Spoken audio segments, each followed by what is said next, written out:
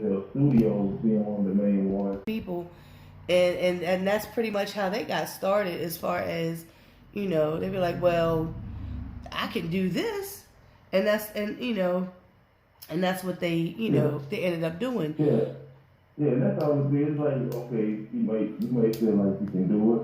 You set your mind to it, you try to do it. Now if it comes to where, it seems like it's not coming together, and you got people like, yo man, I mean your beats they alright, but you need to stick to rapping. I know a lot of people be feeling like, yo man, I know people don't like my beats and all that stuff, but I'm gonna keep on trying. You can keep on trying, but after a while it's like you gotta realize what's really out and what really ain't. Right. And that's why, like, with me rapping, when I started off rapping, I kind of felt like my rap was more kind of corny at that particular time when I was making beat stuff. So I just kept on pushing with beats, but as time was passing, it was like I was getting more into, listening to different artists and learning how to, have your words set up and all that. So I just became better in time that would fit better with my beats. Oh, okay. So, when did so how long have you been producing? Like, I mean, I know you say you started the music when you were 15. So, like, was it not so long after that you was like, I could make these beats myself, or was it a few years? I think it took me to where I may have been like about 23 or 24, somewhere around that time, like 22. From 22 to 24, that's when it kind of set in that I was, I knew I could do it. I started learning, and it wasn't like what we have now, where you got the YouTube beat right. stuff, the YouTube videos to learn easily on. Right. You have all of it. So it was more like who you knew at the time, and y'all hollered them like, yo man, you made beats on? Yeah. Well, how did you do this? Or how you make your beats do this? Or how you put new sounds in? So right. It's like, just people that I knew were showing me what they know, and I started, adding to, what I already know, and it just started getting better from there. So it took a while. That's why when I tell a lot of people, they want me to sit down with them and just straight up just talk about, show them how I did. I like, look, man, it just takes time. There's not no thing where you sit down, you listen to me, I see you do this, do that. Right. Put this there. It don't work like that. I said, this is a thing where you gonna make some messed up beats sometimes. You're gonna have a lot of corny sounds sometimes, but you gotta have patience with it, and it'll all kind of fall through. Right, because I know with me, like back in the day, I used to make ringtones for Boost and Nextel phones, and people be like, "Oh, how you do that?" And I had to learn on my own. Like, I found out what program to use. I found out, I had to make how to make everything. Cut the, cut the MP3 and make it into a WAV file and all that stuff. I learned that all on my own. So when I would try to tell somebody, I just couldn't tell them because it was automatic for me by that time. And it's just like, that's the way it is with me with anything. Like, like. It's like for instance, when I record a lot of my clients, and one thing they asked me was like, you can tell it's somebody that wants to learn more how to do it, but they want it like, boom, right here, here you go. This is where you can learn right here. Nah, I like, look man, it took me a while to learn about EQ. It's like I pretty much do what the music is telling me to do. Right. If it's too much low end, if it cut it. If you got too much high end, you need to cut it. If it's peaking a little bit too much, it's what we have compression for, to try to, bring it down or make it louder. So you gotta know what all those terms, you gotta know what all those things do before you just get in and start recording. Right. So what's the most frustrating part about, is it making the beat, or is it the customer that you make the beat for? The most frustrating thing is it's more on the customer part of the time, because customer can come to you and they can have a whole idea of how they want something, and they can be playing for you with sound effects, they mouth or anything. Right. And you could be making a beat, and you have to listen to key things like if somebody say I want a thick kick like something like Timberland.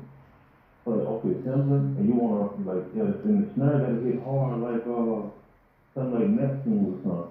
So that kind of tells me like, okay, so you don't necessarily need no kick like somebody like Drummer Boy or somebody that's Trappist or something. It's mostly like you want more of a bolder beat because you want to see it kick like Timberland. You want something that's going to be more different than some South stuff. Even if they are from the South and they want a beat like this. So it's kind of like that's what kind of you have to listen to key things, but would be frustrating at times with me is like if as far as the sounds of the beat, if they got a hook and they just rapping it, it's like you don't really know how they want the melody or anything on the beat going. But if they singing it, it's a lot more easy. Right. If they singing it, you can play it or try to play it as much as you can, and then that'll kind of coordinate with it. But for rappers, when they come in, they just rapping you a hook or a verse, and you just listening like, okay, I kind of know what the speed gonna be. We can start adding a kick and a clap here and there. But it's like when you start playing it, they don't even know how they want the melody to go. You just have to go off like freestyling. Like, oh, okay, I like that right there. And then finally, when they say they like that right there, then you make everything else around it that's going to coordinate with that, and you have a beat. But that'd be the most frustrating part is when they don't know how they want their melody to be, and most of that's for rappers. Right. Mm-hmm. So, who is like the one artist in the whole, I'll say the whole world, because there's artists everywhere, that would be like the one main person that you would really, really, really just love to work with? Is that? No. Yeah. I would love to work with Lil Wayne. Okay. To be honest, I would love to work with Lil Wayne because I think lyrically and artist-wise, he always been one of my number one, artists that it's like no matter what he put out. Now nowadays, the music has changed and he kind of shifted a different way. Right. But I still take time. I'm like a number one supporter for that. I still go buy it out just to see how it is. Right. Just to say, look, I borrowed that in a way because I'm always buy. It's like, just like anybody who's a fan of anything. You may be a fan of the baby or whoever it is. No matter what they put out, you're gonna get it. Right. Because you're just a fan of it, and that's me. And it's like I think I kind of make my flow when I rap. It has a lot more of his style into it. And like nowadays, like I say, the music has changed up, so you kind of trying to keep up with what everybody's doing. But at the same time, you gotta have your own lane. Right.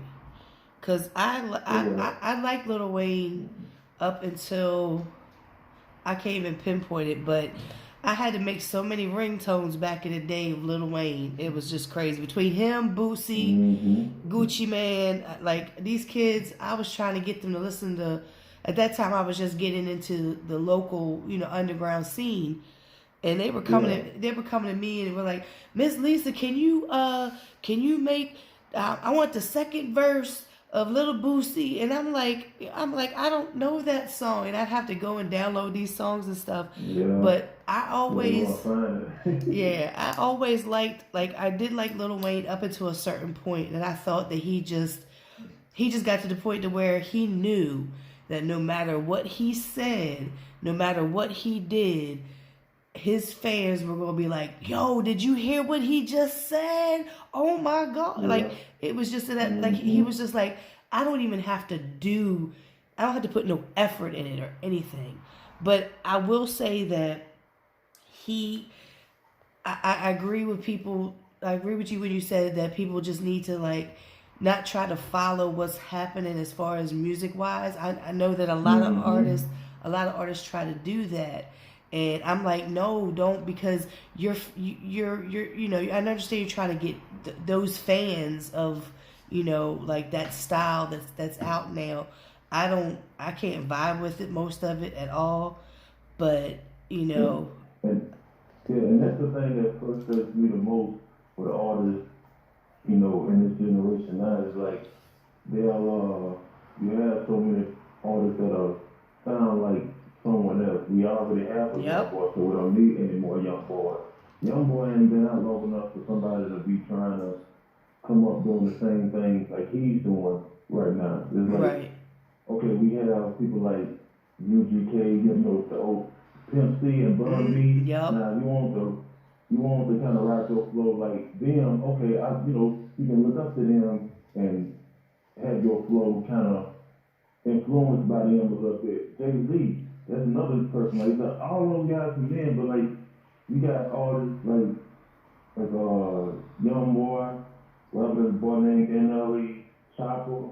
All these guys that's new now, we don't need another one. We don't need another one of those. We just need you to be yourself, right? And do whatever comes to you. It's like ain't nothing wrong with having a little taste of what they already doing in yours.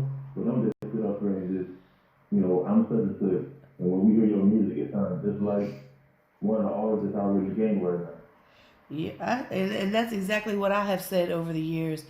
Like when Future first came out, everybody was trying to sound like Future, and I was like, why are you trying to sound like somebody? And these are like underground artists who are trying to get on, like they're trying to to get past just the local scene. I said, but you're not going to, because you sound just like everybody on the radio. There was a time when the radio was on and I was like, who is this? And it was, I forget who it was. And I was like, well, it sounds like Future, but it wasn't Future. But that whole trying to sound, I used to say that one of the artists here in Baltimore, he tried to sound and rap like Lil Wayne. And everybody's like, oh no, that's just how he sounds. And then he got signed. And I heard him on a song, and I was like, who's that? And they told me who it was. I was like, well, he don't sound like Lil Wayne no more. What happened? Yeah. So it was just him trying to have, I guess, I don't know, like, I guess trying to have his little style to separate him from the Baltimore artist. I'm not sure. And I'll say this. It's cool if like you're an artist and it's already something hot that's going on right now. Okay, there's something hot that's going on that you may want to get on and try to do the same a little bit, but do it just to be part of that trend. To be part of that trend, do it for that. But then if that's what's making you hot, and it starts, and it continues to keep on booming, then finally come out of what you normally do. Or, the artist of yourself. Because then they're going to be like, we may be looking for that, but then give them what you really do. Right. Instead of what they actually looking for. Right. It's like they're looking for you to be kind of like such and such, but then you never know. They hear the real you. That's a feedback. Like, oh, okay, so he's a little bit different. I know he did this song like this, but this how he really flow. I like this, and they'll support you even more, but it's like it's something different. That's right. What we need, something different instead of sounding the same way. Right, and that's exactly what I've been saying. Like I like when I can listen to hear a song and be like, yo, who is that? And they'll be like, oh, that's so and so. Like, really? That don't sound like him. Well, Steve just walked in the door finally, and he got Manny with him. Hey. What's going on, Whodie? Always late, but I never They Steve get on my nerves, I swear. But Steve is always there in the clutch. Let me tell you, Steve is always there in the clutch. try to be. Always. Try to. But He try to be. But so I was asking him about with as far as like producing, which is harder, which is more frustrating. And he said exactly what I thought he was gonna do. Is be the artist. yes. It's hella frustrating because everybody do it. What happened? Talking about making a beat, which is more frustrating, making the beat or the actual like the artist that you're making the beat for. Oh. So. Dealing with the artist. Yeah. Oh yeah, it depends on the artist. Yeah, because I like to ask questions that nobody else really tries to ask. I try to at least. But so, and I asked him who he wanted to work with. That's how we got on the subject of people sounding like everybody else. He said he wanted the one artist that he really wanted to work with would be Lil Wayne. And hurry up! His funeral coming soon. You gotta hurry up. Steve's stupid. Yeah, funeral. I like the artwork. So the artwork, yeah, it's that's crazy. Yeah. But I think like even though it's called funeral, I just hope don't none of that stuff that they kind of speak on about the that Illuminati stuff and all that. Man. I just hope they don't come in no play at nothing because you already got a Big Smalls that came out with Life After Death. You got Tupac came out with Michael Villa. He on the top and everything. It's like you don't play with that like talking about it can be crazy at times. Yeah. So is Steve difficult? I already know the answer for myself. I know the answer for myself. Steve is definitely difficult to work with. No, man, I'm super laid back. Nah, he's really not though. But see, I know off top, Steve's like more as far as my production. Steve's like more of my beats, more than sample beats. Yeah. Right. I took them up. Yeah. Right. I need more of them 80 samples, yo. I need some more 80 samples. At Vice City. Vice City. What's the song y'all had called Saucy? Yeah. I was gonna even, that was kind of surprised because I didn't think y'all was gonna really fool with it, but when y'all did have something for it, I was like, okay then, I didn't expect that. Oh, you produced Saucy? Yeah. Oh, okay. Yeah. All right. Yeah. Well, yeah, I know it's on all them, like, whatever that one I made that had, what's James Why she was playing on there? Which one? I know you know what I'm talking about, I forgot it. It sounded like that song that Mystical had back in the day on the Ghetto Child Trying to Make It. Oh, man, I can't remember. I'm saying, if you think about how the beginning of Ghetto Child Trying to Make It come on Mystical album, Yeah. it's a beat that you had, it kind of had that same sample in it. And I can't remember what it was. I rap every day. At an interview. Yeah, I can't remember which one that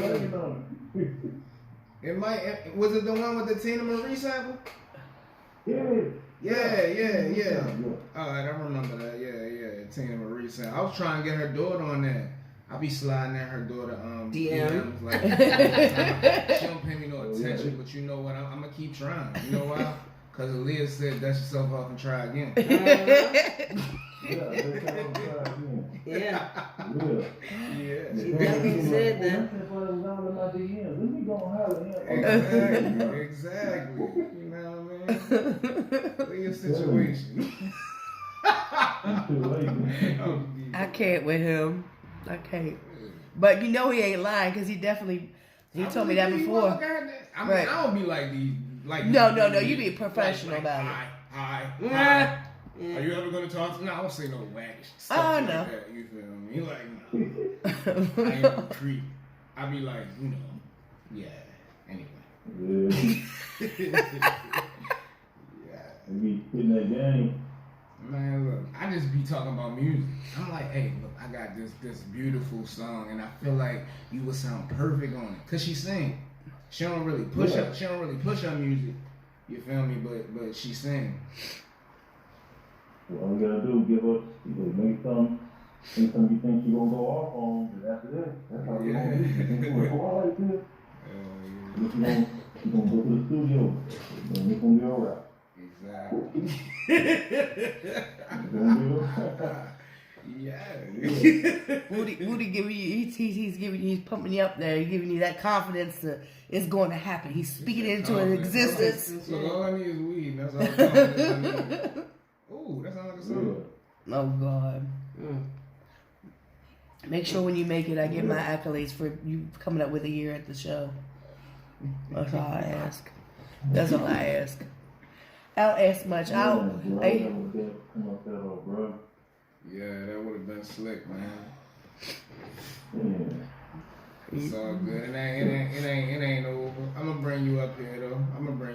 We gotta do something. You know what I'm saying? This ain't like the last time we I won't come back up here again. Right, yeah. Cause me and Deezy doing a release party up here. I don't know when. So that's good. I perked right up. Excuse me, when? Yeah, what? We gonna figure that all out. We probably can get you up here then. That's letting me know. I know one thing. I'm not riding that bus again. I did that. I went from Arizona to here. That was 54 hours in the Greyhound. Oh my The God. only thing I like was just seeing the places I never seen before. Yeah, that's a long trip, bro. Yeah, it was terrible. And see, that's the main thing. Like for me, I ain't been through all the. I've been to Mississippi, Alabama, Georgia, South Carolina, North Carolina. I've seen a lot of nice stuff. And I'm like, okay, this is cool. I took a couple pictures, but I was like, I'm not doing this again. Nope. But I gotta go back home, right? And you saying like, when I go back home, I gotta leave at on Monday at 9 p.m. Get there Wednesday. Get back to Louisiana. I'm good. How are you? Wednesday morning at 2 o'clock. I know how it works because it stopped everywhere. That's what we holding it up. Stop everything. Hey, it's better than driving yourself. I'll tell you that because I mean, we took that ride from Houston. That was 22 hours straight. Never again, Oh Whodie. man, I told him another road. I told him there was 4 of us in the car, and I swear me and Steve did most of the driving. I said never again. That's a long ride. Never again. I told him the next time, last year they were going to South by Southwest. I said I wanted to go. He said we driving. I said catch you next time. Nope. Our kids. Oh, we flying this time. Mike. Yeah, we flying this time. I'm not driving nowhere. Justin, what up? I am not doing it. You try to find a good one right now. By the time I'm gonna holler at you tomorrow still, too. Well, no, what we do is we fly into Houston and then drive to Austin. That's how we do it. No, I'm quick. Look, I'm all about saving a buck. What's the address? Address again? Oh my God. I'm losing viewers because It's all good. I got them looking at nothing. All right, there we go. You got them looking at nothing. Yeah, She's I had them good. looking at Getting black. big too It fast, said, too. Being pause. bad. Yeah. Thank you. You're welcome. But No, go ahead. I got news what's coming next over. Well, with me, Yeah. I mean, working hard on Louisiana to Baltimore. Yeah, that album. We gonna do an album/movie. So we putting a movie out with it too, a short film. Yeah. And, you know what I mean? That's my main focus right now. the DZ's video, I know he was promoting the video. That's fake That love. came out Yeah. last night. That video came out yesterday. He got solo EP coming out. Yeah. He got solo EP coming out. I don't think he got a date yet though. Mm-hmm. They always working. Got to. You know what happened if I don't? I will lose my mind. I swear.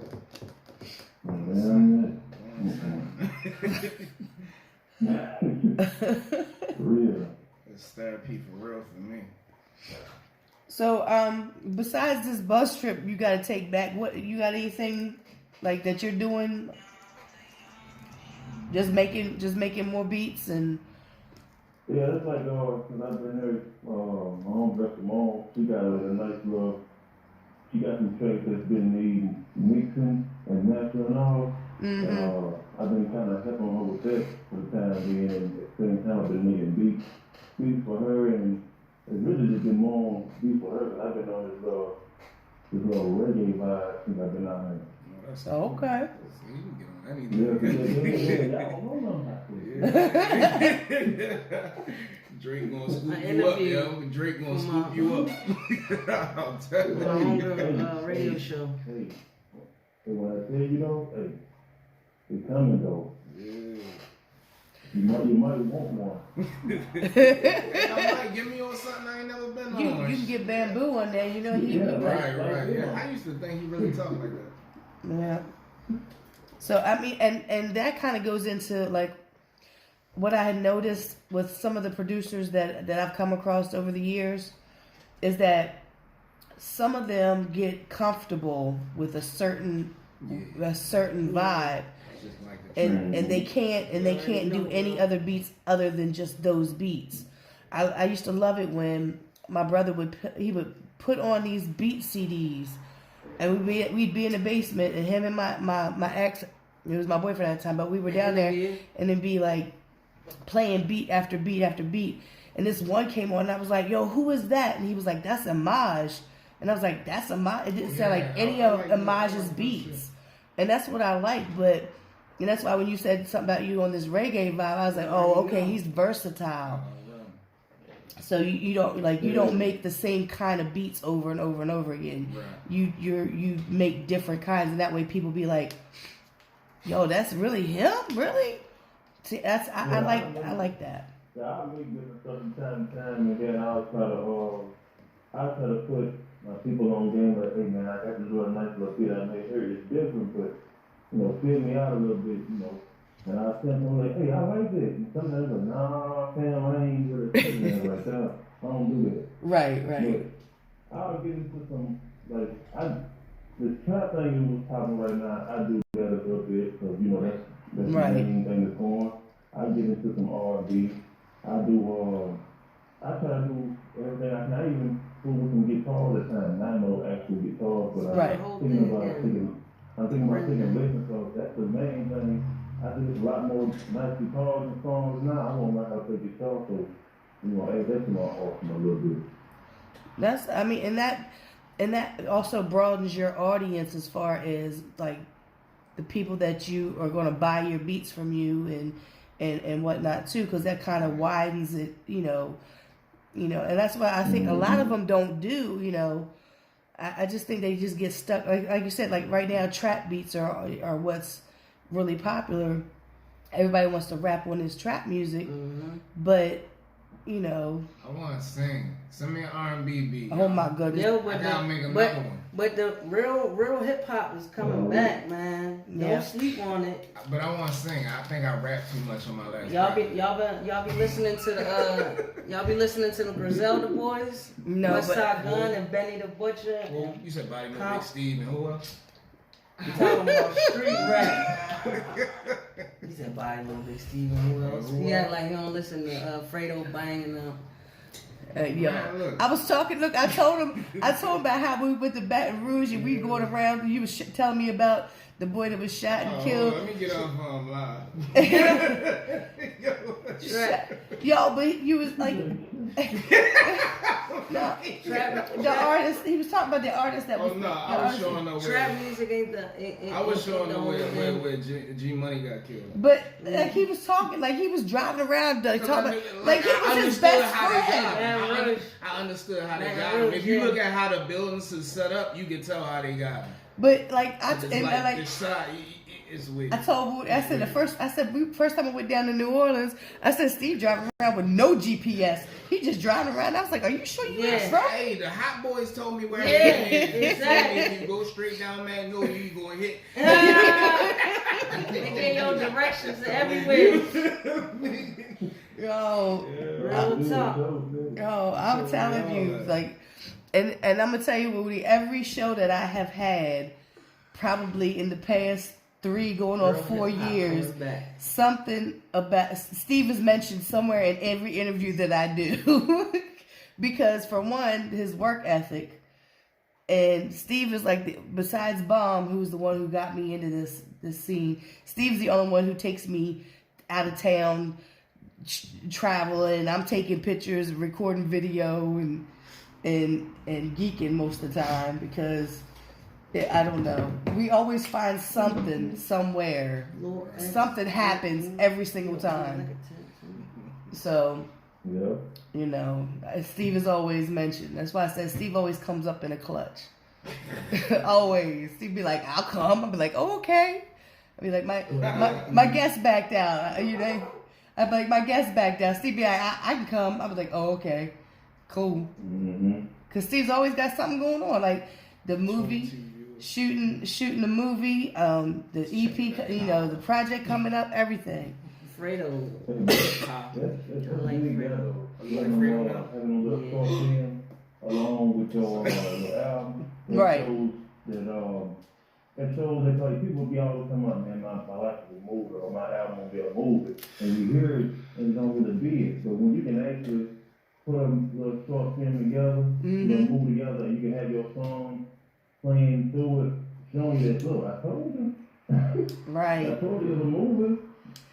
Yeah, because I think like how Tech Nine, the Nina project that he put out before these last 2 EPs, he took songs and made like a short film. They were each videos for each of the songs, but they all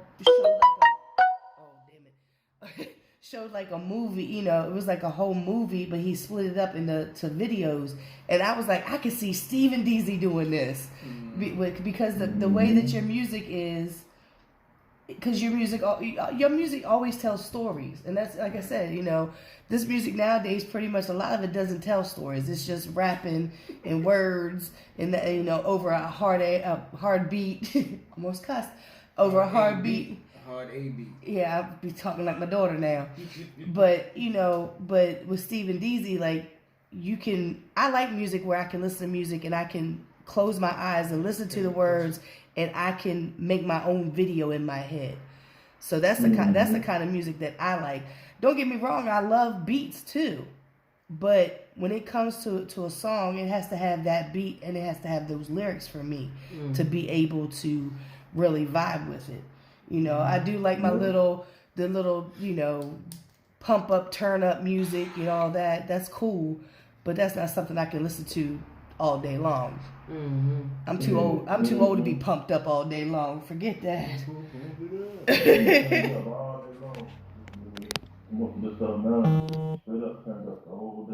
Right. Can't do that.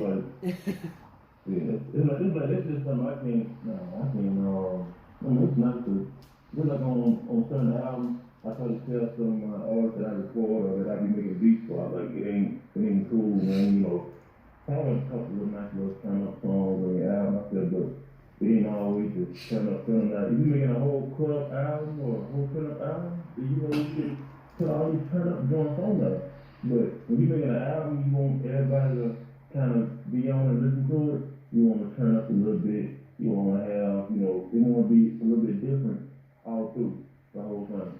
See, and I say the same thing. That's crazy because I tell people all the time, you have to have something on there for everybody.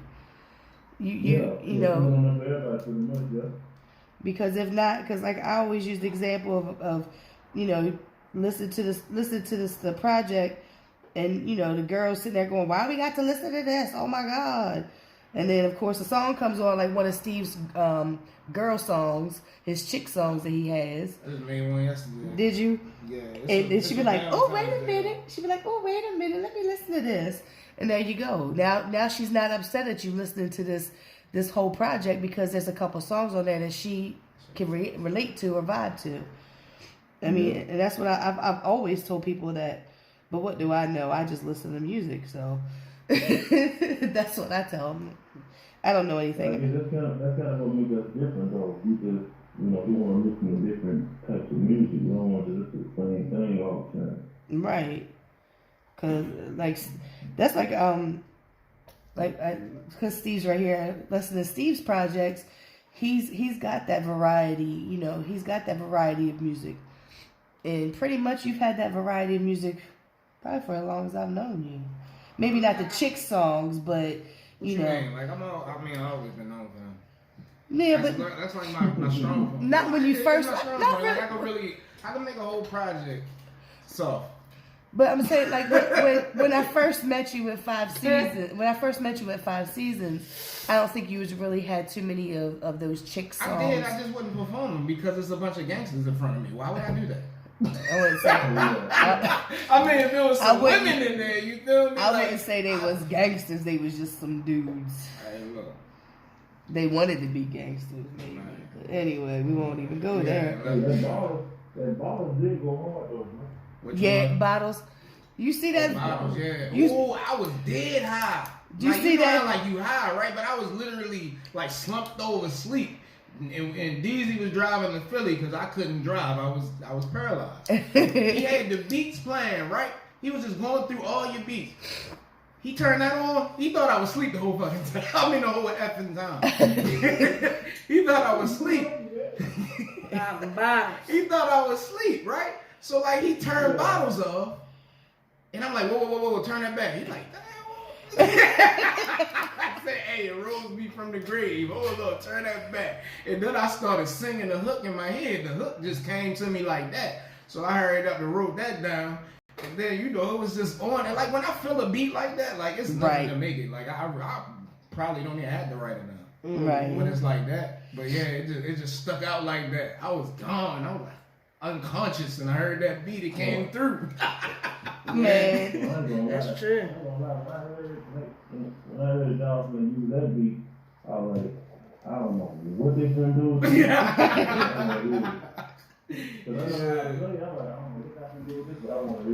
Yeah. Man, Steve made me do the video. He made me record the daggone video, knowing I don't do videos. Right.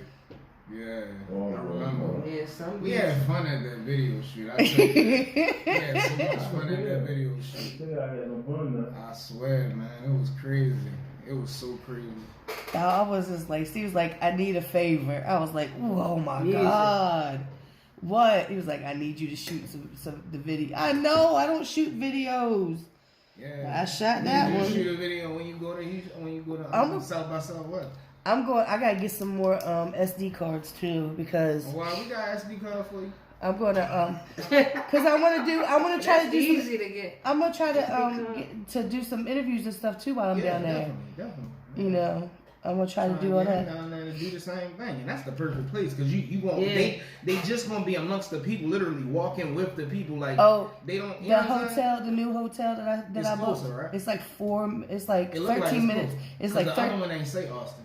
No, it was Kyle. Yeah. Because that's the only one that came up. But when DZ wanted me to, that's what we stayed at one time. We was down there. It was the cheapest one. It was like $200. The cheapest one. Well, it was not. Got raped in the middle of the night. $35. So shut up. and it's a Hilton hotel. So hush. Yeah. But it's like 4 miles from the convention center. I don't know what a convention center is. That's where I look. You gotta check and see what 6th Street is. That's where everything is. I definitely gotta get down there. Any other hip hop festival? Yeah. So thank you, D. If I say this my last year going hard. You going to Coachella too? I'm going to Coachella. Yeah, I'm definitely. That's in April. Yeah. Coachella. Yeah. And I got a couple people that's already going out there, so. Yeah, it's going thanks to DZ for asking me if I can get him a room. Now we got one because when I first booked it, it was only that one out in Kyle that popped up. Right. But when he asked me to check, like a whole bunch of them popped up. But that one was like the very first one. It was like because I was like closest to the convention center. Because when I looked up the South by Southwest, it said that's where you went and got your passes or something. I don't know whatever it was talking about. We ain't gotta worry about no passes. We're not gonna listen to them talk. Right.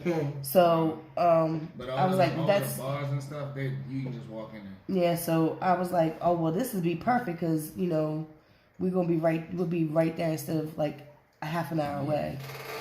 So thanks to DZ for that. I don't know where the Switch House thing at though. It's not on 6th Street. I don't know. Somewhere in the mix.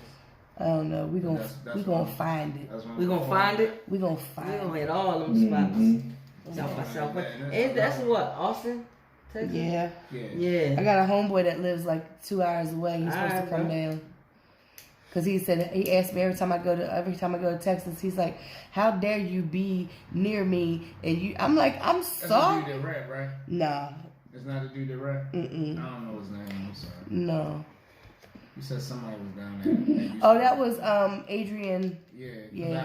He lives in Houston. Facebook. I think I took him off my Facebook. Though. Yeah, he lives in Houston. No, this is my friend. This is my friend from Arizona. Rachel. Oh, yeah. The one we seen at the casino that one time. Remember? Oh yeah. Down there. Let's get off of this. Yeah. You was get ready. When is the time I saw this? That's March, the week of 20 something. What? South by Southwest. We're leaving. It's really 2 weeks long. It's really 2 weeks long. Yeah, we'll be down there from the 18th to the 21st. We leave back after 21st to 21st. the 22nd. I didn't book the tickets. When I booked the tickets, then that's when we for sure know what dates. Well, no, you already booked the room. Right. All right, so what dates did I say? You said the 18th we're going into Houston. I know that part because I already checked the. Like I tell you based on how much the flight is. See, so we're flying in when it's the cheapest to fly, and then we're flying out when it's the cheapest to fly out. And you said the 19th. we 19th and the 20th, and we'll be leaving on the 21st. Okay, cool. Then that's what it is. Oh, that's what I said. He's so irritating. I told you, Whodie. I told you. Look, he just. I did it based on prices, man. I'm trying to have fun. Got budget everything. Because you know, the first time I went out there, me and GC went out there. And we literally stayed. We stayed out there 9 days. That was a lot. I mean, I was good though. I was good. Like I wasn't tripping, but that was just a lot. Mm-hmm. We went up to New Orleans, stayed up New Orleans a couple of days, then we came back. It was cool. It was fun. Yeah, man. I want to go too. Right, 9 days. Yeah, 9 days is a long time. It's gonna be a lot of people there, so it I'm with that though. I'm with that. Like me, I'm that type of like person. Like I'm social. Like I want it's a perfect place for you. I'm not social at all. And I'm so busy. I gotta get the weed in me. Then I can be a little social. Right. It's either I'll be social or I'll quiet. Be, look, I'll be even more. I'm about to say I'll be even more non-social. Yeah, yo, you paranoid as hell. Like, I don't be paranoid. Like, yo, these people want to talk to you. They want, I don't be paranoid no more. They want to get an autograph or whatever. He be like, paranoid no more, yo. I don't be paranoid no more. Right. We used to make me real paranoid. I almost got this white boy tore up in the club because I thought he was following us ready to do something. I got like, I be like, bro, how you gonna be a rapper and you don't want to talk to the fans? Oh yeah. He was like, I don't even know what you're talking about, man. I'm like, man, I'm tripping. Let me just leave. You gotta holler at the fans, like. That's cool. Yeah, I'll just be watching people. I'll be watching everybody. I'm the one that watches everybody, make sure nobody like, okay, Steve's right there. Okay, all right. You know, I gotta make sure everybody's all right. I'll just be watching people the whole time. Yeah. Unless I see somebody, then I'll be like, oh my god. Jordan. Yeah, you coming to YB thing? You need to holler at me. YB Young Boy? YB. No, Yellow Boy. Oh. The reggae? No. Oh, you know Yellow Boy. Yeah. And what about him? You know, he got they put together a Swish Hour show out there. That's where me and Dizzy performing at. Oh, Swish. Yeah, they got their whole little, like a whole event. Yeah. What up, cuz? Yeah, he been moving with that for a minute. That's why a lot of people don't know that he been wanting to be part of Swish House for a long time. Ever since I did my first beat for him, he always been like coming down Swish House. He probably on there regular. Everybody, try to meet everybody. Then he finally got a chance to start working with someone. And now it's like now when I think about Swish House, he the first person. Right. He rubbed it to the fullest. Yes, he does. Yeah. I got to meet him when we went down there. I was like, wow. I looked at him and I was like, he looked like Pimp C's son. I swear to There it is right there. Right. And Did then, you ever say that to him? Because he yes. probably lost his mind. Yeah, I told him that. Yo, Before before Yellow Boy became, I think a lot of people was calling him when I first started working with him. He was known as Yellow Boy and Pimp B. Pimp D. Pimp B. Yeah. Yeah, Pimp B. B, I think that's a lot of in his name. But yeah, they're calling him Pimp B. Okay. He got a picture of him with Bun B, and I'm just like, wow. I was like, yo, and even Bun had said something to him about, That's crazy. and I was just like, I seen the picture, he posted that picture up, and because I love Bun, Bun B is like one of my favorite people in the world. I just got run into him. But I got to meet him, and he like Yellow was real nice and everything. It was his release party, and we was just all like, yeah. I took some pictures. I took pictures of him because that's what I do is I take pictures. So I took pictures of him and everything else, and then I posted them, and he was like, "You need to come back down here and take some pictures." I was like, "Yeah, hey, that's not a problem. You just paid me to come down there, and I'll be right there. Not a problem." DZ White be my manager. Man, I'm telling you, I had so much fun. That's why I feel like I usually get out as much like me coming up here to Virginia. Billy Love. It's like a first thing. I feel like a first time thing. I don't usually do it. Right. Sometimes like you know what the thing where 2020. I need to go and make some time. I mean, this is a fine time. I feel like I ain't want you gonna come. You want what's going on? And I'm like, I'm gonna do it, man. I mean, hey, bills gotta be paid, whatever gonna get paid, whatever don't get paid. I ain't worried about all that. I'm coming. Man, I know that feeling. That's like I said, it's like something always comes up, and with me, something always comes up at a time when it's time for you to kind of, push through. It's like, oh man, I gotta do this. But this time it was like, you know what? I ain't worried about none of that. I ain't gonna get in the field. That's how it has to, because I have a friend of mine.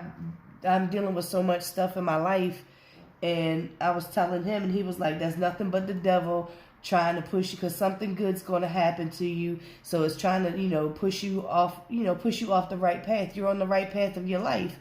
And I was like, "All right." And then, I'll just be like, I'll be so like, whatever. I've just got bad luck. Everything's working against me. But then I really thought about it. Every time something good happens is right after I've done going through some trials and tribulations, some kind of struggle. So,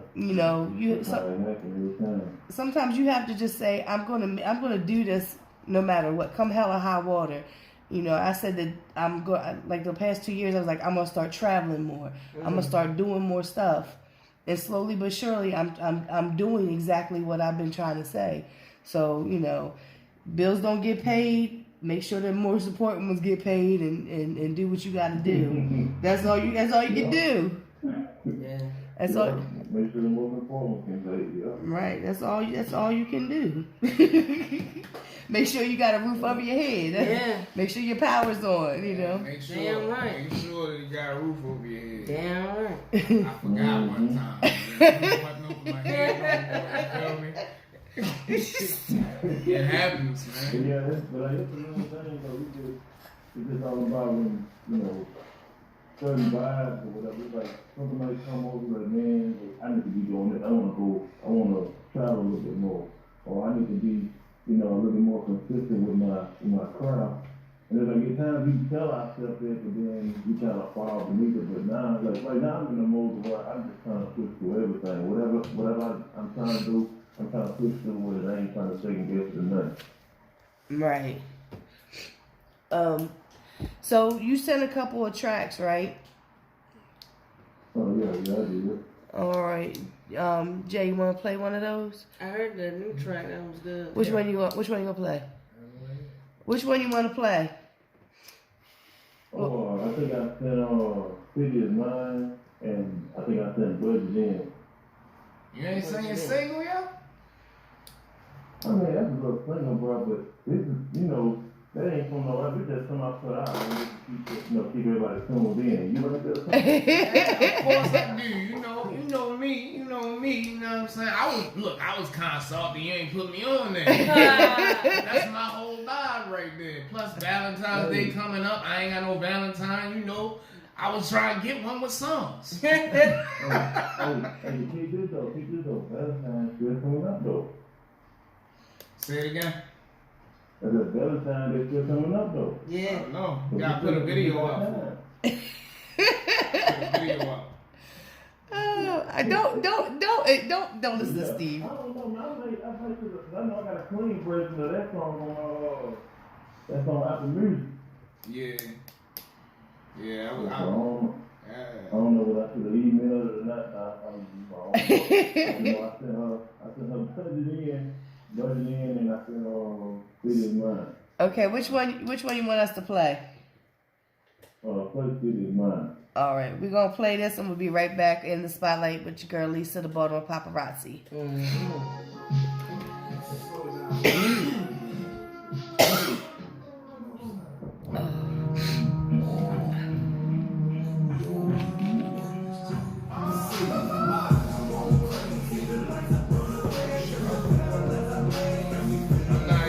Were you on live when you just did? Okay, I was getting ready to say. It bothered me too much. What live? Yeah. I'm a numbers person. So like the numbers going up, I'm cool. Once they start going down, I get off live because somebody else see the little numbers. I'm sick of him. But see, they be going up and they going down and they going up and they going down. It's cool though. People are worried about what I'm doing. That's cool. Because last week they wasn't.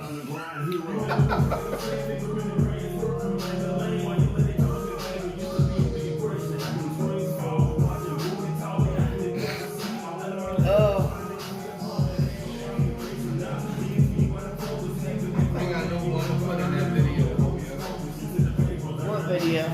They said like. I said caramel complexion, and she kind of brown, so it's like I don't know.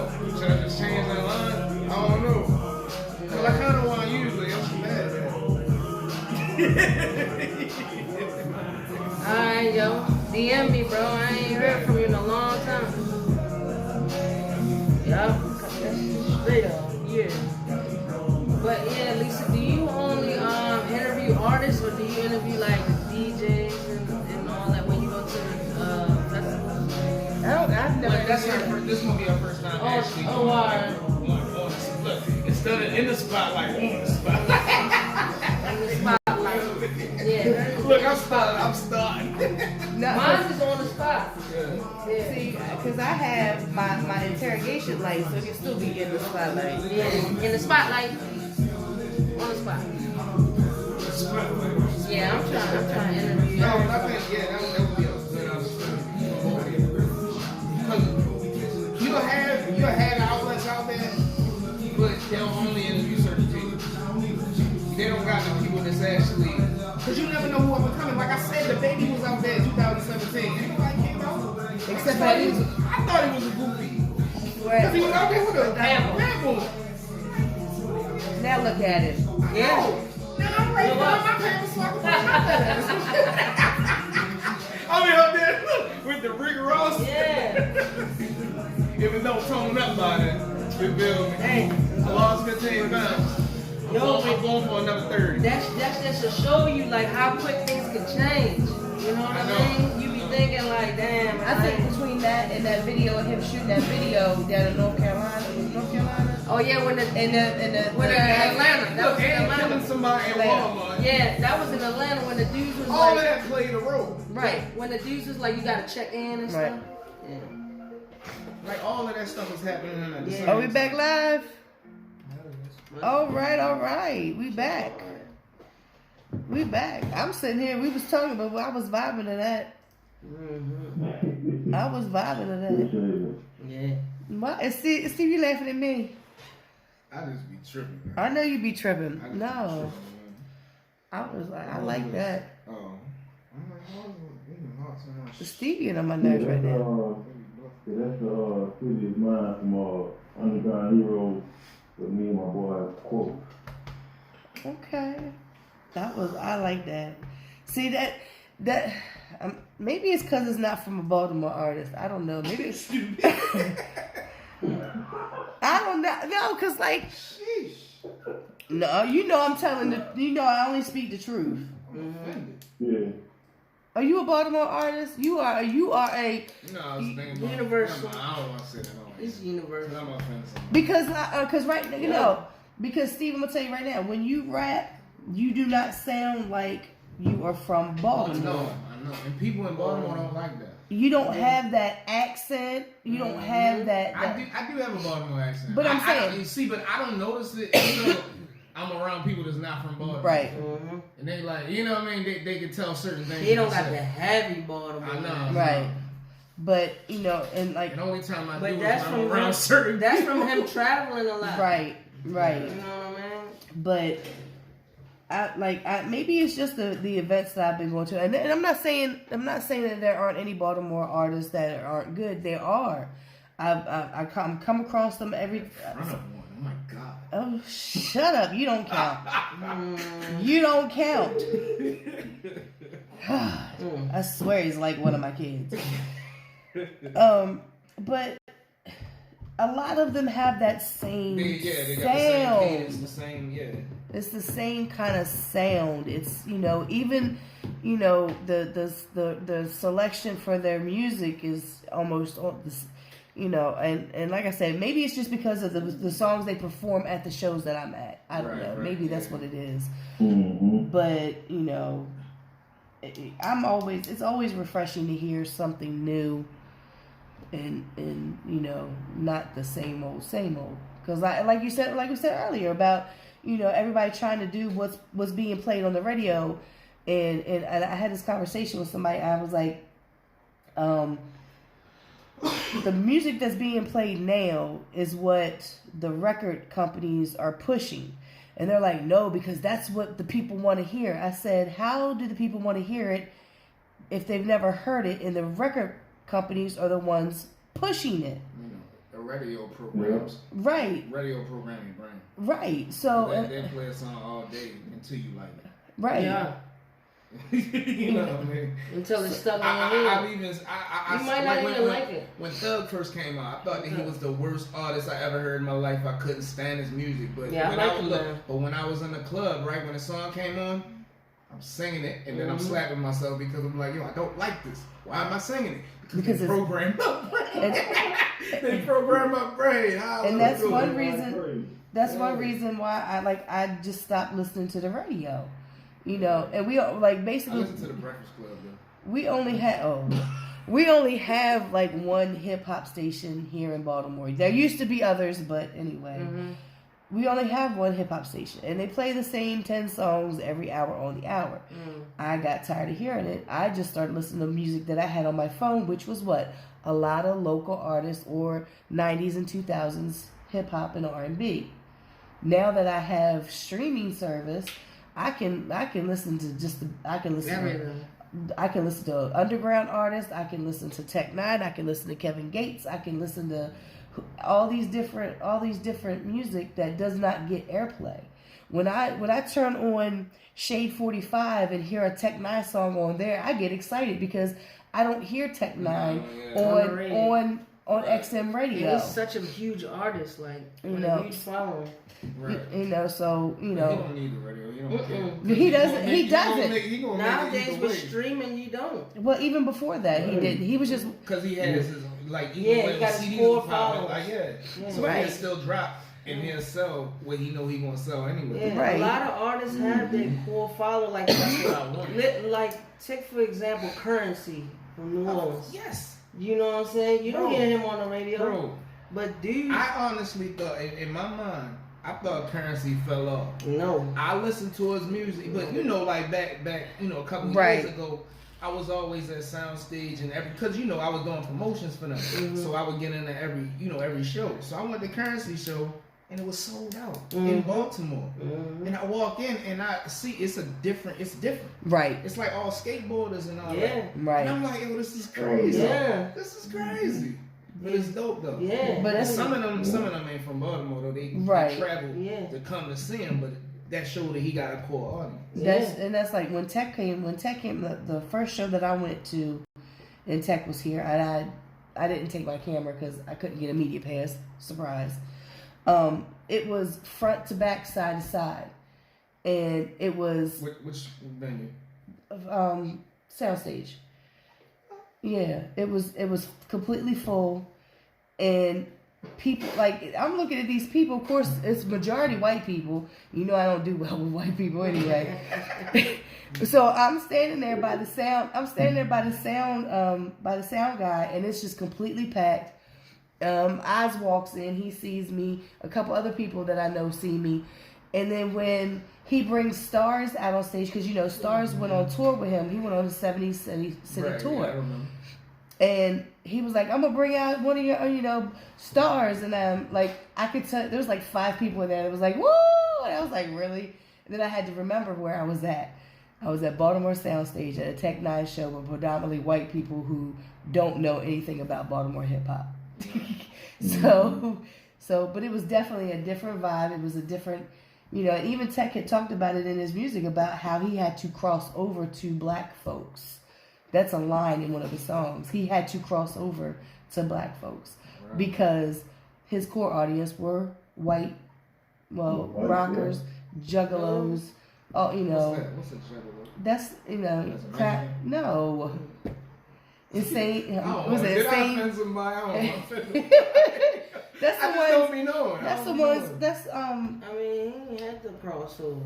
But basically, that's because they didn't really. He would look out for his satisfaction, because you know you always want to be accepted by your own people. Right. You know, and deep down inside, you want to be accepted by your own people, but at the end of the day, you just as long as you can buy it. Yeah, right. And you know, so that's like I said, like, you know. Even with like the underground artists, I hate saying local artists because some of them are local because that's all they do is local. That's all they think. They don't even go down the road to DC to perform. They don't go up to Pennsylvania to perform. But I'm saying, have you gone to DC before and performed? Yes. Okay, then shut up. But I probably won't. But I'm saying you've done it though. But see, like I said, I keep saying you're different because you travel. You don't worry about. You know, okay, I got my core fans here. Now it's time for me to get out, even before the streaming services. Like, that's why I said, I keep bringing you up because you have the knowledge enough to be able to get out of the city. You know what was really, really dope, and I thought it was crazy, though, at the same time? When I was in Houston, right, I went to Wendy's and I bought some food with cash, right? And I never said anything. I was, you know, blah, blah, blah, blah. So then... It was like, Steve, and I'm like, is that a chicken salad? And she's like, yeah, I never said my name. You feel me?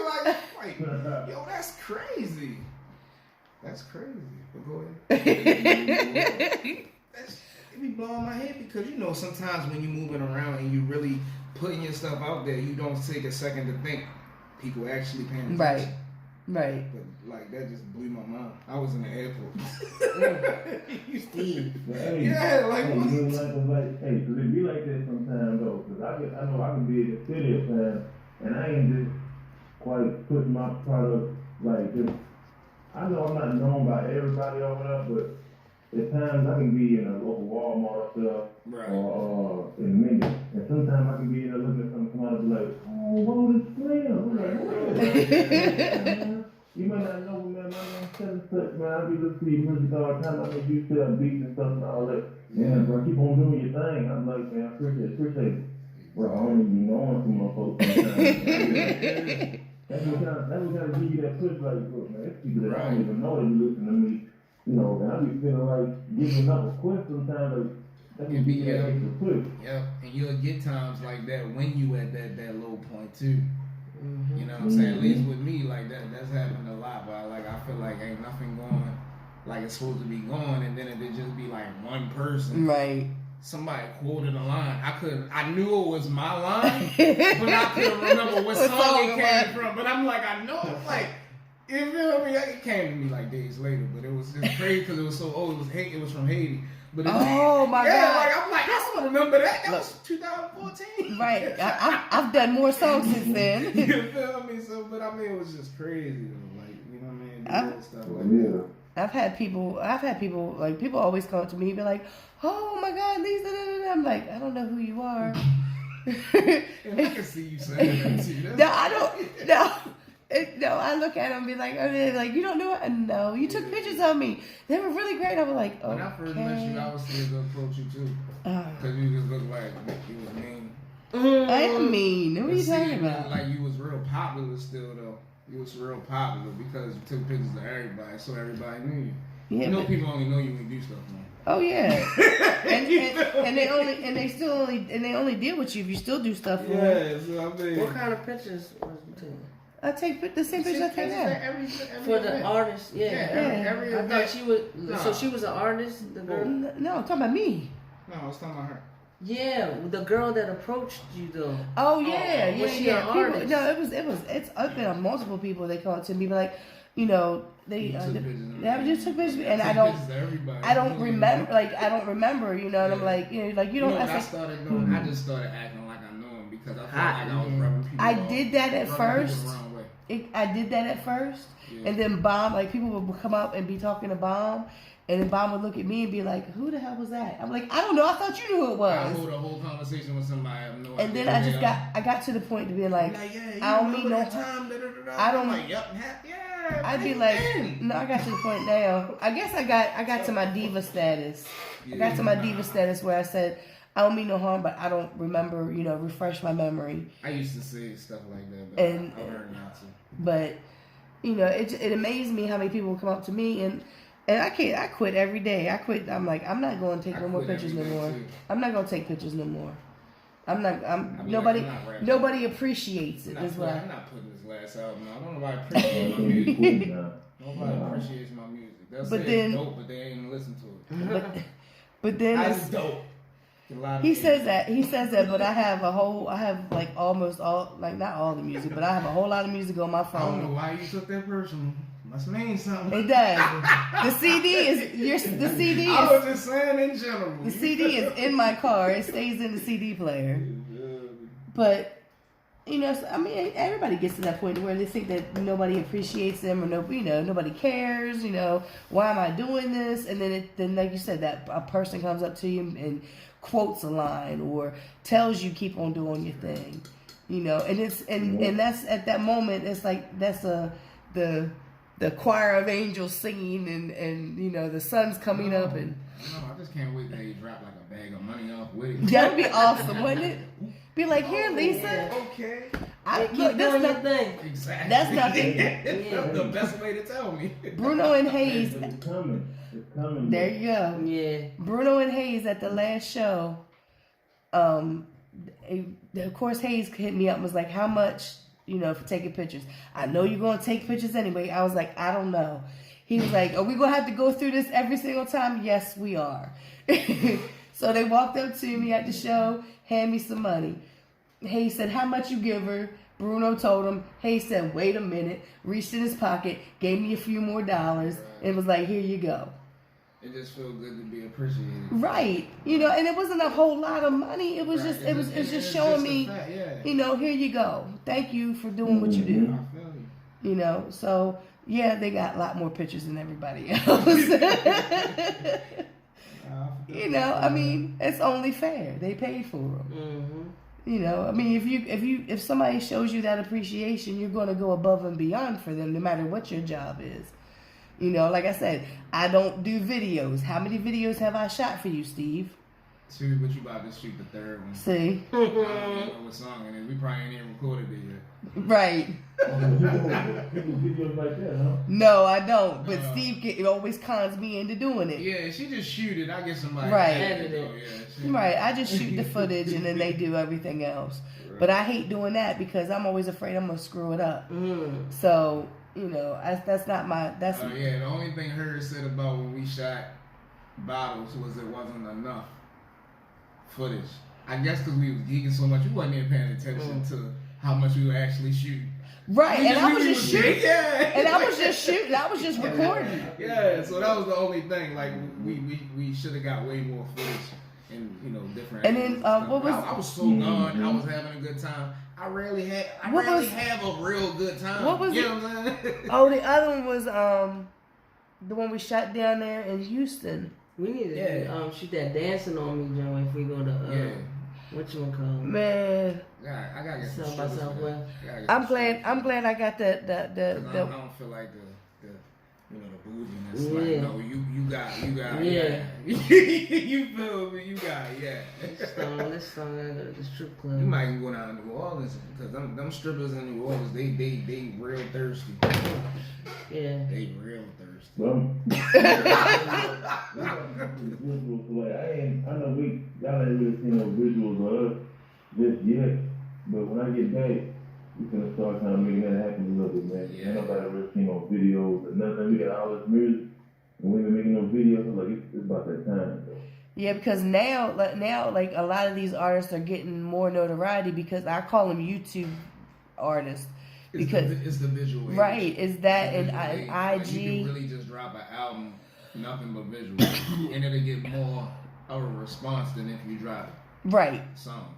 Right. You know what I'm saying? That's why I think people want to see everything. I think that's the reason why like Tech Nine's Nina, like for me, like I love the songs when I listen to the project, but me watching these videos because he had season 1 and season 2, it's called Cathartic.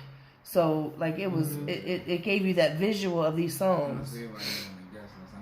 So, so that's why everything is like I said, everybody's getting on by getting notoriety by YouTube and IG. That. But I remember who put me on Tech Nine. I think when I heard somebody put me on, it was that Worldwide Choppers. And whatever album that was on at that time, that's the album that I heard that made me start going back and listening to all this project before and everything. Remember, like that Worldwide Choppers came out, that was like, oh man, I gotta find out what other music he done made. Right. Yeah. I ain't gonna lie, the first time I heard Tech Nine was on Lil Wayne album. I ain't gonna act like no diehard. Look, when Wayne album came on, I was like, what? Who is this? And he was excited. Because he was talking about that. Yeah. He was excited that Wayne asked him to be on it. He was a fan of it. Right. You know what I'm saying? And that was crazy. So I mean, he went to see Wayne in jail or something like that. That's how they made the connection. Yep. So I just Wayne is a little skateboarder. Yeah. But I heard Tech Nine like years ago, and I was like, okay, and I knew who he was. I knew he was like the face paint and all like that, and I was like, okay, well that's not my thing. But he could just rap so fast, and then the what was it? I can't remember the name of the album, but the song that really grasped me was the one that he did with T-Pain called B-I-T-C-H, Breaking Into Colored Houses. And that's the one where he was saying that he had to cross over. Get away with that? Yeah, it's called B-I-T-C-H, Breaking Into Colored People's Houses. Right. Right. Oh man. Right. Oh, all right. I'm gonna go on Good Morning. Good Morning America. And I'm gonna be like B-I-T-C-H. They'll be like, sir, you gotta leave. Sir, you gotta leave. God. There's a punchline here. It means as the security is taking me outside. Right. Because you can't get away with it. You can't get away with it. Not you, but I like art. Like, and another reason, like, not only do I like him as an artist, I like him as a business person. Because I've always said I would love to go and talk to him and Travis O'Gwen about their business side, being independent and everything. Because, I mean, yeah, Travis had some money that backed the whole thing, and you have to have money to be able to be independent. And I just like that whole business side is what really intrigued me, and how they've built this up over the years. You know, because I've been preaching to everybody about you could do your own stuff. Like people are like, oh, I need a distribution deal from a label. I'm like, you know, you could do distribution yourself. You just have to put in the work. And this was way back when. But now it's so much easier to do it all yourself. You know, and a lot of people still. Let me say this. When I came out, I had my mixtape back on my grind. It was the first mixtape. I think I had about 24, 25 tracks on that. And all I was that I heard all these other artists put out their mixtape and was just kind of going to different cities, flooding them out with the mixtape. Man, when I did that, it seemed like so many people started calling me up. So many people was knowing about music. Right. And I was only going to about 4 or 5 cities. Yeah, it's like I said, you know, it's so much easier now to be able to do all of that. You know, like we have Wisdom Court Entertainment, which is headed by Billy Live, and he makes his own tours by making these connections in these different cities with these different venues, and he's been able to make his own tours. Yeah, I can't stand him right now. You didn't get enough? I did a shout out, man. You did a shout out. Darn, man. Look, I had to say gosh darn. Dag dabbit. But I gotta find a cool way to not cuss, but to like, you know. Cuss. Yeah. I gotta find a cool way. You gotta do like they what is it? I can't even think right now. But like I don't know. I have to figure something out too. I'll find it. It's somewhere. I can Google it somewhere. You can Google anything. Exactly. But you can Google how to cook right. I wouldn't advise it. I know, because it's in your Google search. And it's probably the feds probably got that somehow, you know, alert. They got right. You know? Alerted. Beep beep beep beep. Body where Big Steve just looked up how to cook crack. It's for a song. It's for a song. Exactly. I'm not really gonna do it. That didn't sound convincing. Hey, but you know I'm working on a compilation now, right? Oh, nah, yeah. I'm trying to have them over on some DJ Khaled level type. Oh, send me some. But like, you know, in our way, you know, I should be able to reach out to no major rappers and all that, but I'm kind of trying to put it out to where it's like certain tracks that I'm gonna get some people to do hooks for, and then I'm gonna get certain artists to get on certain tracks. Or I might get a hook for you on the verse and get somebody else that you don't even know on the verse. Right, yeah, I'm with it. I'm with it. That's a great idea.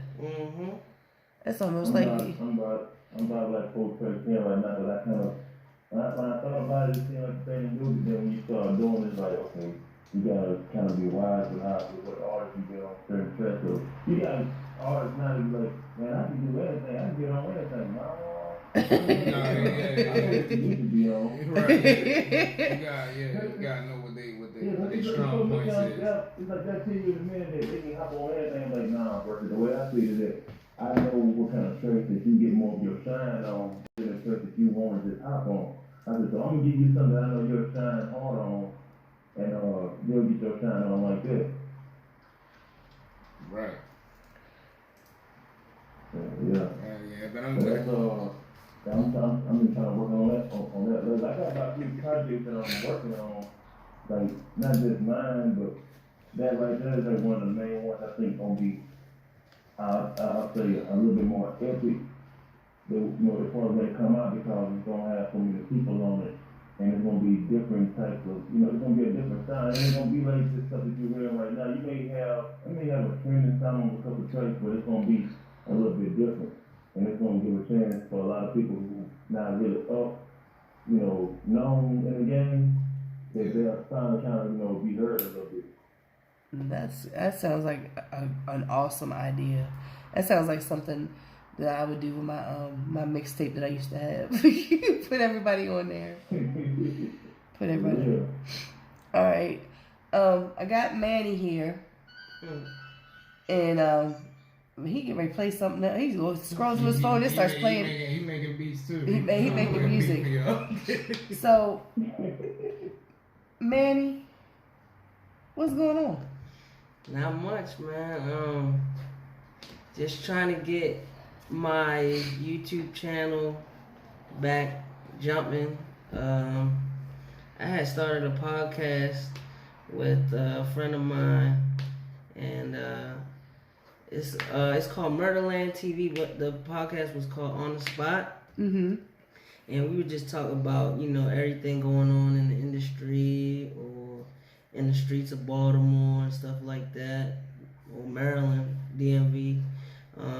And we would talk about like local artists, or not even just local artists, just artists period, right? And what's going on and stuff. But like you really can't depend on people. So like I'm trying to get my co-host to, because we had stopped doing it, but because he I couldn't depend on him or whatnot to do the episodes and stuff with me. So it's been a while since we've done an episode, but people keep asking me like, what's going on? What's going on with the podcast? So I'm like, man, I've been trying to find a different co-host, but you just can't have just anybody. You know what I mean? So do you see my co-host? Yeah. Me, myself, and I. Yeah. Yeah. And that's what I got. That phone right there. Yeah. That's You got what? That phone. Okay. I'm not. I just heard a voice and was acknowledging it, but yeah. Oh, voice. See, that's what I see. Yeah. See, Steve would be the worst co-host to have. Oh, yeah, I would. So yeah, that's why I was just like, you know what? It's funny with me. I can't depend on anyone. Like this person died, I'm like. Well, I've been doing I've been doing my show for over 3 years, and the reason I've been told, oh Lisa, you should have a co-host. Why? Mm-hmm. So you can go, so you have a conversation. That's why I'm having a conversation with my guests. Having a co-host, they end up over talking you, or they don't see the vision that you have, especially if you come up with it. Mm-hmm. So yes, I'm controlling, and that's the way I want to do my show my way. I had somebody tell me, oh, I have a perfect idea for your show. No, I have a perfect idea for my show. If you have some suggestions, I will listen to your suggestions. But as far as an idea of how my show should go, no, then it wouldn't be my show. So when it comes to your podcast, either you have to find somebody who has that same kind of vision that is going to, you can either, they have something to bring to it, or you're just going to end up doing it yourself. Yeah, that's what I'm going to do. So I'm just going to do it by myself. I think you should do it by yourself. But you can have guest co-hosts. Yeah, so that's what I was talking to Steve about. Like, I'm just gonna like start interviewing people, and not just like musicians, and not just when you talk when you bring up art, you have to bring it it's a broader thing than just music. You know what I mean? When you talk about art, you talk about people who paint or draw, or you have, like you said, producers, right? You have DJs. It's not just rappers, right. You know what I mean? They just lay down vocals, you know what I mean? It takes more than just a rapper to make a song. So you have you have a lot of things. Barbers, they play a major role in what artists do, because you got artists that take their barbers with them, on tour and stuff, and they get paid like that. So I want to interview athletes, you know what I mean? All of that makes this whole thing work, you know what I mean? This whole thing of hip hop, models, everything. Yeah, because you had asked me about, we were talking about interviewing. Do I just interview? Now, majority of the people that I do interview, yes, they are artists. Mm-hmm. But I don't limit that. My hairstylist she was here with her husband. Mm-hmm. My hairstylist not only is a hairstylist, she is a stylist. Mm-hmm. She's a model. She works on plays and web series. You got her Instagram. I'm looking for a model. Yes. Mm-hmm. Please, I promise. I don't think that I ain't got no. No, because Steve don't live that life no more. No, but He she's drives not straight. she's not your body type. Let me put it that Oh, sheesh. But she does more, and then she has she's actually, I'm supposed to be having my birthday party in December, and she's supposed to be doing the food for me and She do food too? infused foods. She does infused See, stuff. now when you say food, Yeah, I don't have no body type. My What you cousin talking does about? that too. My cousin does that too, yeah. So, It's like, but she does, I had her and her husband on here, and they brought infused hibiscus tea and You said biscuits. No, hibiscus. And he always try to crack jokes. No, I wasn't. You said food, then you said biscuits. Hibiscus tea. And it was infused. And Infused yes. biscuits? Hibiscus tea. So we not talking about weed biscuits. No, we're talking about weed tea. Mm-hmm. I'm with that too, even though I hate tea. Yeah. Put that weed in it. But she, and that's like I said, I interviewed, I had Mike, who's a rapper, and I had my, at the time, my booking agent, who's also a booking agent for a male and a female exotic dancers. So you would not think that they had anything in common, but it's the same thing with like dealing with janky promoters, dealing with, she's dealing with the people who are not trying to pay the money they're supposed to pay for when her artists come to dance or whatever, and I was like, y'all didn't realize y'all had so much in common. So I've interviewed different people. It's just that because I'm the Baltimore paparazzi and I'm in the music scene, and the majority of the people that I deal with are artists, rappers, whatever you want to call them. That's who primarily asked me for interviews. So, but I interview whoever wants to be interviewed. Whoever. I've had Daryl Mack from Mogul Printing on my show. That was back, that was way back when, because that was when we were in the little room at on Maryland and 22nd. Yeah. Down in Hardbody Radio, when we was in the little radio room. But it's because it's your show. You're going to interview whoever you want to interview, whoever you think is going to be. Yeah. Teachers, politicians. Right. Yeah. I'm trying to get my friend Catalina to come on the show. She's running for mayor here in Baltimore. Yeah. She's hopefully soon, because there's like 30 of them running. Yeah, Scola Dad running. Stokey. Yeah, but she is a black female Republican. She's running for mayor. Yeah, you don't see that much. Yeah. So, it's all about, like I said, with your podcast, it's cool if especially if you don't limit yourself. If you're just sitting here talking. That's something I hate when my guest backs out or whatever. Then it's just me here with Jay talking, and we're trying. I'm trying to fill the time up, and we're talking about whatever. What's going on? But if it was just me here, it's boring because it's just me. So if you're gonna be interviewing people, and you don't have a co-host, cool. Or if you're gonna do your podcast and you're gonna be talking about the different things. Sometimes you find it's just harder to be by yourself to do something like that. That's why I said, if you have a co-host, that's cool, but understand that some people just aren't going to have that same vision as you, or they might try to take over your show. So, yeah. What'd you say, Whodie? I said they're not gonna have the same vision as you. Right. Yeah. But if they can understand. If they could understand your vision and actually bring something else to the table, then that's cool. But it's hard to find that dynamic. Yeah, it's hard to find that dynamic. It's just like it's just. I always ask like Billy that question. Like I don't understand how he finds the people that he finds. Yeah, I feel like that's rare. Yeah, that's rare. Well, see, to get like a team together that actually cares. But see, sometimes that to me, this is gonna sound crazy.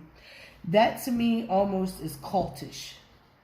It's almost like they I've been trying to start my cult for like ever. Nobody don't want to follow my lead. Well, they followed my lead when it was popping, but like when it slowed down, it's like, you know. But I mean, it's almost to that point because I'm like, it's like I guess because I'm such a strong person that I don't follow so easy. I don't follow so easy behind people. You know, I question everything. Mm-hmm. Right. You know, you can't say, "Oh, Lisa, you need to do this." Why I gotta do that? Yo, you what I said? No, why I gotta do that? Why I gotta do it that way? Why can't I do it my way? Why can't I do it this way? Why I gotta do it the way you say? You know, and my mother hates that because You've been like that since you was a child. Yep. Lord have mercy. I've been like that. My mother told me she doesn't understand my logic, and I said that I don't understand yours. Because of a way we measured a door. Oh, this is y'all was fighting over a door. No, we were talking.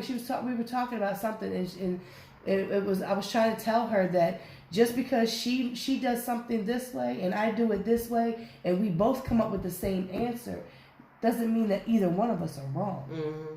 It's just that I do things differently, but I come up with the same answer. That's why I was about to tell him, like, you and Billy are two different people. Right. You know what I'm saying? Billy is he can go out there and talk to people where he can't talk to a whole bunch of different people. See, but he still has people around that right. for him in certain situations. What he's talking about, what he's talking about is like his team. That's what I would need. Steve, you know what I'm saying? see, that's what I'm saying. And you won't get that unless you can go out there and, you know, start politicking and networking with people. Billy wasn't always like that. When I first met Billy, Billy, I was at Black Hole Club. Billy came up and laid his CD and cards, like business cards, on the bar. I picked it up, looked at him, and said, "This you?" He was like, "Yeah." Oh, okay. He didn't say my name was Billy Lie, I'm from out here, I'm da da da da. He didn't give me nothing. He just said, "Yeah." And that was it. Billy was not the person that he is now because he had to build up to that. What Steve is talking about is getting that team behind him because Steve has always been his own team. Oh my God, she said it, not me, fellas. She said it, not me, fellas. But am I lying? And she not the only one that notices. But no matter who he had around him. It's like I grab people. Like it's never like somebody how many that times, just stayed right there. How many times have you seen him post up going to ATL such and such and such a day? Who wants to ride? Going to New Orleans, going to Houston, going to LA, going here, going there. Who wants to go? Hit me up. Cause you know I think before people just started BSing. Right. Until they actually seen pictures there, and then they're like, oh. But to be honest, now I can't put it on Facebook. I'll put it on like IG or something. Because if I do put it on Facebook, it's gonna be ridiculous. I don't even know who these people are. Right. Like, y'all my friends. Right. You feel me? Right. Like, but then crazy. when you tell them, oh, you're gonna be passing out this, you're gonna be passing, you'll be working. Yeah, exactly. You're gonna be working. You gotta work. You gotta work. That's why I'm going to Mardi Gras next year without your ass, and I'm going to enjoy myself. It's cool. I'm going this shit without you. I was asked to go, but because I'm money situation, I'm not gonna be able to go this year. Man. But my homegirl was like, "Come to Mardi Gras," and I was like, "I'm going to Houston and Austin in March." So yeah, I don't have money like that. Got a showdown at Mardi Gras this year. Who? No, I said I got a showdown there. Oh well, of course. It would be this year. The 22nd. It would be this year. Oh, I can't go anyway. February 22nd. Yeah. I can't go anywhere. I think I have I think I'm supposed to be here. Because I'm supposed to have Judah Priest. I look too laid back in this video. But I look like I just back to Manny since I'm supposed to be talking to Manny. But once you get like I can't stand Steve. Once you get back into doing your podcast and everything, like I said, you could do it however you want to do it. If you feel like you need a co-host, then like I say, gonna make lame jokes. Exactly, they are lame. Ooh, shots fired. No, you ain't make the gunshot sounds. I don't have the gunshot sounds. You gotta ask my engineer if he got gunshot sounds over there. That prop gun ain't gonna work. You gotta ask my engineer. I don't have. Do you see the keyboard in front of me? The yeah, you gotta have a little sounds, man. Like Charlamagne. He got 22. That's a slaughter pistol. Look, see, pew pew. Oh The no. water gun. Yeah, there you go. There you go. That's better. But he had that. Now I got nothing. He said, "Pew pew, everybody gonna die." Oh my god.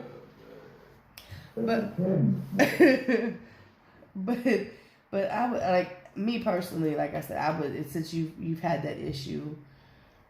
If you can find somebody that's going to do it, then that's that'd be awesome because that's that's in your mind that's the way you wanted to set up to be. That's cool.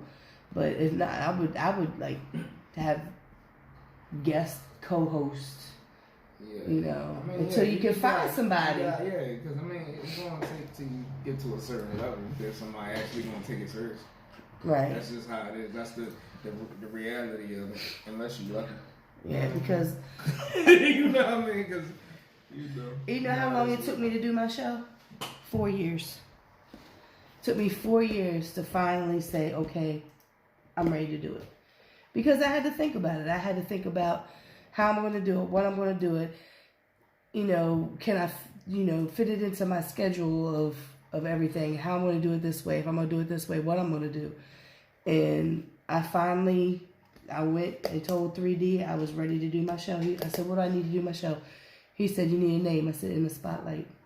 Because it's already branded. Oh, yeah, it's already branded.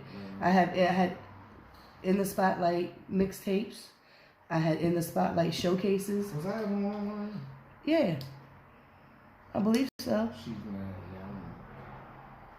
mad, Okay. I'm going to throw something at you, I swear.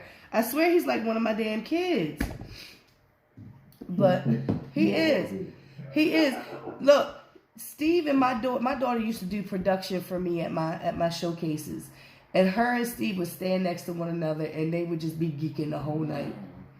Because both of them just rude. Yeah. I was even worse back then. Yes. I was young, so right. I'm gonna be worse than I was right now. No, my vocabulary is terrible. But they would stand next to one another, and somebody, because we'd get on the rappers on stage, like right up there, like, yo, did you hear the lyrics? Right, right. And my thing was with my show, because I just had this conversation with somebody who was talking about promoters. Do promoters even listen to these artists? They just want the money. My thing is, I didn't make any money. My only show that I made money on was the one that Ooh was my host. Ooh was my host. Jahidi performed. Peace Love. Was it the Peace Love Project performed? Which is a band. This is your first? No, this was a February show. And Paco performed and Sack performed. It was a big show. Crazy, right? It was packed in there like it was the Crown Awards. It was that was so the packed. one that I performed there with GC? I don't remember if y'all. Because I know that we performed. It was like hella cameras in the front row. It was like it was literally like it went with the vibe because it was Baltimore Paparazzi Presents, and it looked like paparazzi was in the front row because there was so many cameras. But my shows were always full. So, I think that was the first show that we performed at, though. I don't remember. It was packed in there. Right. My shows were, and it wasn't because of me, it was because of the artist. Because wasn't nobody coming to see me. Wasn't nobody coming because it was my show. They never came to my birthday parties. Why should they come to my shows? But I remember that one time that like everybody came to my show at one time and I was like overwhelmed. Like my baby mama, the girl I was messing with, the other girl I was but luckily the show was so packed they couldn't see me moving around. It was crazy. I'm like, Steve. So, look, I'm like, so all y'all really want to support me the same night? Yeah. Because women had intuition. They knew something was up. Man, that was crazy. No, my baby mother wasn't in with me. Her husband was there. Oh, okay. But That's she still see everything I was doing. of course. That's what baby mothers do. Right. That was Steve was crazy. living dangerous. Man. So No, I had like a like it was all types of like Facebook statuses made about me the next morning. I remember GC was like, "Yo, you seen such and such status?" I'm like, "Why would I see it? Why would I see it? Why is you looking at it? Why are you friends? Why are you friends with a GC? Why is you looking at So, it?" I'm like, yo, if I block the why is you telling me what they saying? The point of blocking somebody so I don't see it. You feel me? So Manny, what's the do you have a like when you're gonna get started back up or? Yeah, like when the first one dropped. I don't know. As soon as possible. You know, as soon as possible. I was hoping to interview Whodie tonight, but you know, unfortunately, things happened and we couldn't make it. But it'll be done as soon as possible. As soon as I can get somebody.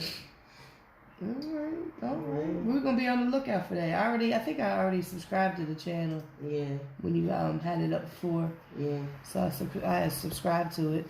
I just don't be seeing things. I don't even get on YouTube half the time unless I'm looking up something stupid. Yeah, I get so many notifications from YouTube that I'm subscribed to so many channels. You got YouTube Studio on your phone? No. You gotta get that. No, it just lets you do like all types of things to your videos. Like you can put your subscribe thing at the end of your video, so that all they gotta do is tap it to subscribe. Yeah. See, he telling you that, but he not telling me that. It's called YouTube Studio. You can download it on Android or Oh, okay. That's exactly what I did that without this that. is.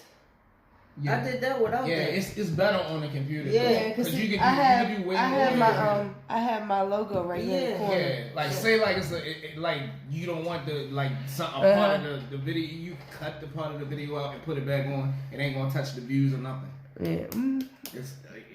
It's so hard. Steve know all the ins and outs. So hard. I'm like, Steve was like, Lisa, you should take a clip out of your video and post it up. You could do it just from your phone and download InShot. I was like, look, I don't have time for all that, Steve. Oh, InShot. I just got dizzy on InShot. I got it.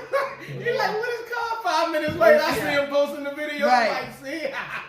I got it, but I just ain't. I don't have the patience. And I can show you a little slick way, because if you don't pay for InShot, it's gonna put their name down there. But you can get that out of there. You can get that out of there. Well, you might want to not say that on air. You might want to not say that on air. Ain't nothing. It's just color coordinating. Yeah.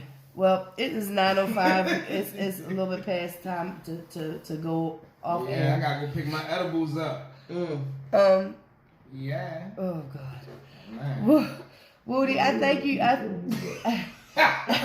I thank you for calling in. You're my very first call-in interview. I always like to have somebody in. I like to interview people face to face. But this was. Yeah. But we gonna have a face to face interview. We gonna make sure that happens. Yeah. If you down South by Southwest, she going it down there. Yep. You know what I'm saying? And we gonna get everybody else too. So give everybody your info, where they can find you, where they can buy your beats, everything. Yeah. Pretty much you can buy beats on my beat. It's the Beat Star page. Yeah, Beat Stars. Yeah, I love Beat Stars. Look at type of Whodie, that's WHODIESLIMM. But on the other end, I'm better to get in contact by hitting up my email, titanicstyle@gmail.com. You know, let me know if you're interested in any kind of beat, so I'll be able to send you a batch of snippets. And you'll be able to, see what you can go from there. All right. So, Manny, give everybody your information. On Instagram, it's Manny Fresh, MANNY Fresh 1329. YouTube, it's Manny Freezy. That's Freezy. And yeah, just look me up like that. And we'll be looking for that podcast soon, right? Yes, ma'am. Oh, I guess give me your information too, Steve, since you're here too. They already know my I was getting ready to say. Talk about it. Know me. Hey, but we good though. I didn't get a chance to say mine, so if y'all trying to get at me on Instagram or Twitter, it's Slimm 318, WHODIE, SRMM 318 on both parts. Okay. Yeah. So, hopefully I'll be seeing you in South by Southwest Whodie down there in March. We can chop it up a little bit more. We can and actually, if we can use bad language then. Ooh, you know how I'ma act on that camera. Oh. All right, I'm gonna tell everybody, don't buy no edibles from South by Southwest. I'm gonna let y'all know that now. They watered them down, I swear to God. I don't even think it's sugar in them. Don't buy, and they gonna overcharge you too. They gonna charge you like $20 for like a little piece of nothing, and it ain't gonna get you nowhere in life. See, I can't tell you. I almost got into it with a dude down there because he came back mouthing off about his whack product. Oh God! Gotta bring it home. You know. Hey, you know, Burner just opened up the rapper Burner. Yeah, they got everything. Oh, he opened up a shop here in Baltimore. You know what I'm talking about? He a rapper? Burner? Yeah. He just opened up a shop. I met him at Soundstage. I didn't know who he was though. Yeah, I met him when he was doing my shows all the time. Yeah, he got a brand named Cookies. But they said that he popping on the West Coast like that. Yeah, everywhere now. He just opened up a shop here in Baltimore. Cause I didn't know who Snow was until she came in. Mm-hmm. And Snow I think, product? they do a lot. They like in the same little whatever. Right. So next week I won't be here. I will be at the BBK listening party at Club Reverb. Yeah, I'll be out there. I'll be somehow or another I'll be doing the show. If I don't do it live on my YouTube channel there, I'll try to record some and then piece it together and then put it on my YouTube channel. Really haven't figured out how to do it yet. I gotta talk to the guy that runs Reverb as far as like. Charles Street. It's a little tiny club on Charles Street. Yeah. That's what he kept talking about. Yeah. So I'll be there. I gotta see what you look like, 'cause I might go to party there. It's tiny. It's small. You have to talk to Mike.